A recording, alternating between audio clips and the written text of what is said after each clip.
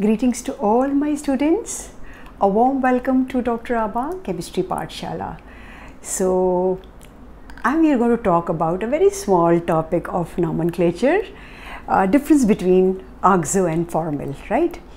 As you know, this word oxo is used as a prefix, oxo and formyl rather, both of them are used as a prefix names for aldehyde and ketones when they are not the main functional group, right? Okay, so what is the basic difference? The basic difference between formyl and oxo is formyl is only used for aldehyde. Formyl is not used for ketone, only used for aldehyde when the carbon of that formyl, right, it cannot be taken in the parent chain, right?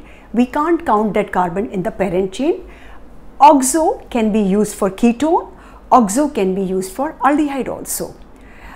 Okay, whether it is used for aldehyde or it is used for ketone, always the carbon of the oxo is a part of the parent chain, right? So let's pick up some examples. Look at this example. Here, this is the first carbon, which is a carboxylic acid, second carbon, third carbon, fourth carbon and fifth carbon. This is the fifth carbon, the last one.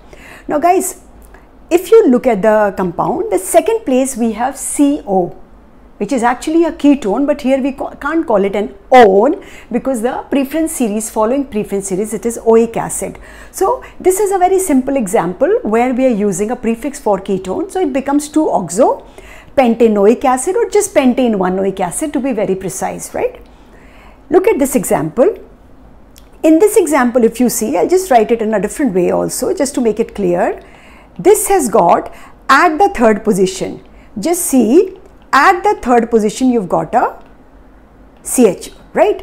And you have 5 carbon chain and it is a dioic acid, and dioic is at first and the fifth.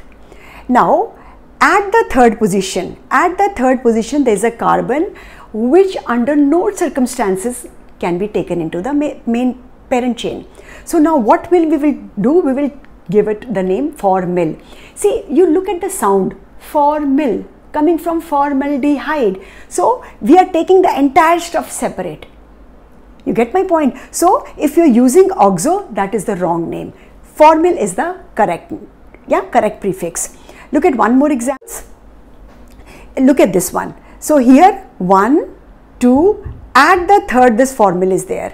Then fourth is itself a ketone and this is the fifth one, right? So this is pentanoic acid. This is whole is pentanoic acid. और third place पे आप देखिए formyl लगा हुआ है. So it is going to be 3 formyl, 4 oxo, pentane 1-oic acid, right? Okay, guys, just ensure that while you're writing the prefixes, the locants, they are always put in alphabetical order, as you must be knowing. Okay, let us do 1 or 2 more practice questions. Suppose you have something like this.